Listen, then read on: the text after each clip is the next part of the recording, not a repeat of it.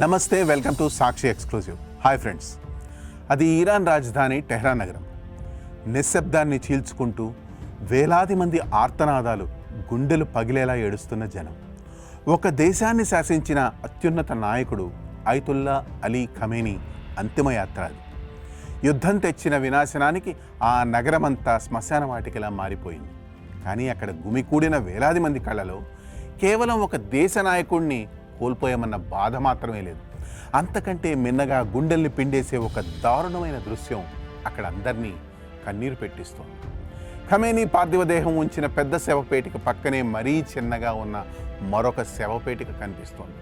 అది కేవలం 14 నెలల పసికందు జహ్రా మొహమ్మదీది, ఖమేనీ మనవరాలు. ఆ చిన్నారి శవపేటిక పక్కనే నవ్వుతూ ఉన్న ఆమె ఫోటో ఫ్రేమ్ పెట్టారు. ఆ నవ్వుతున్న ముఖాన్ని చూస్తుంటే అక్కడున్న ప్రతి ఒక్కరి గుండె తరుక్కుపోతోంది. ఆడుతూ పాడుతూ పెరగాల్సిన వయసు కూడా రాని ఆ పసి ప్రాణం ఏం పాపం చేసింది? అమెరికా, ఇజ్రాయెల్ సంయుక్తంగా జరిపిన ఆ భీకర దాడులు ఎంత క్రూరమైనవి అంటే 86 ఏళ్ల తాతతో పాటు ఏమీ తెలియని ఆ పసిపాపను కూడా బలి తీసుకున్నాయి. దాడులు జరిగి 4 నెలలు గడిచినా ఆ శవదేహాలను భద్రపరిచి ఇప్పుడు ఇరాన్, ఇరాక్ అంతటా 7 రోజుల పాటు అంత్యక్రియలు నిర్వహిస్తున్నారు.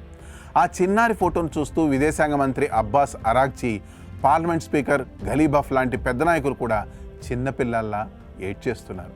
జనం చేతుల్లో ప్రతీకారానికి గుర్తుగా ఎర్ర జెండాలున్నాయి.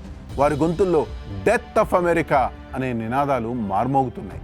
కానీ ఆ నినాదాల వెనుక ఉన్నది కోపం మాత్రమే కాదు, పసిగుడ్డును కోల్పోయిన కన్నవారి తీరని ఆక్రందన, ఆవేదన.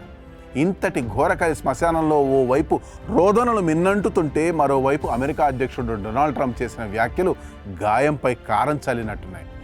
మేము ఇరాన్ను చిత్తుగా ఓడించాం, అందుకే అంత్యక్రియల కోసం కొద్దిగా వీక్ ఆఫ్ ఇచ్చాం అంటూ ఆయన చేసిన అహంకారపు మాటలు ఇరాన్ ప్రజల గుండెల్లో మరింత మంటలు రేపుతున్నాయి. చనిపోయింది ఒక దేశ నాయకుడే కాదు, ఓ పసి ప్రాణం కూడా అనే కనీస మానవత్వం లేని మాటలవి.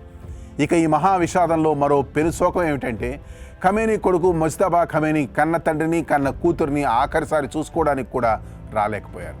భద్రతా కారణాల వల్ల, యుద్ధ భయాల వల్ల ఆయన ఎక్కడో దాక్కోవాల్సిన పరిస్థితి.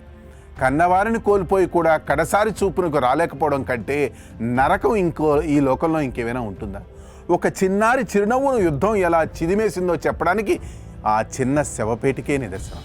అధికారం కోసం, గెలుపు కోసం పాలకులు చేసే యుద్ధాలు చివరకు మిగిల్చేది ఇలాంటి పసిపిల్లల శవపేటికలే. ఈ ఘోర కలిని చూసి కాలం కూడా కన్నీరు పెడుతోంది. యుద్ధం వద్దు, శాంతి కావాలంటూ ఆ పసికందు ఆత్మ ఘోషిస్తున్నట్లుంది. That's all for today. This is Hare Krishna signing off for Sakshi Exclusive.